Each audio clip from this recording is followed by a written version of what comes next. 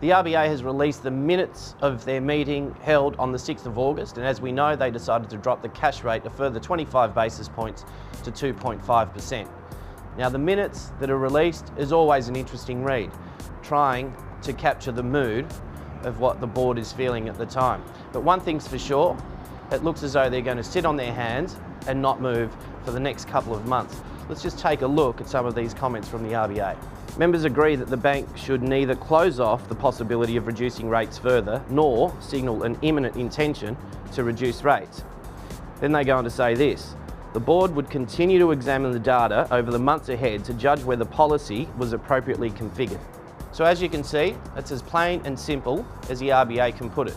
We shouldn't really be expecting any interest rate movements over the next couple of months. However, if we do see any movements, it's more likely to be on that first Tuesday in November, of course being Melbourne Cup Day. And there's a long history of interest rate movements on Melbourne Cup Day. However, let's just have a look at what the wholesale markets are saying. The wholesale variable rate currently sits at 2.58%, the 1 year fixed at 2.52%, the 3 year fixed at 3.08%, and the 5 year fixed at 3.65%.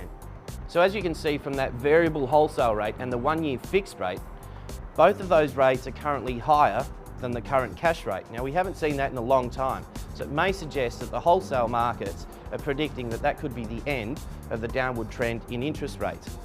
But the fixed rate market, it's very competitive out there in the moment, in particular the 3 year fixed rate market. But it's important to go out and do your homework. Now, there are a couple of examples. People always tend to look at the interest rate. The most important thing is to look at the comparison rate. Now, what does that mean? That means it's all the fees and charges included in that loan, and it gives you your true rate of interest.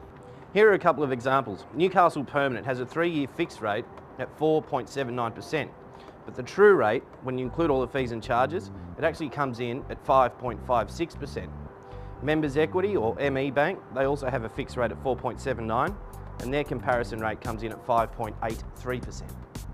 So as you can see, don't be led by the advertised rate. Do some homework and save yourself some dollars. I'm Iggy Damiani, and I'll see you next week.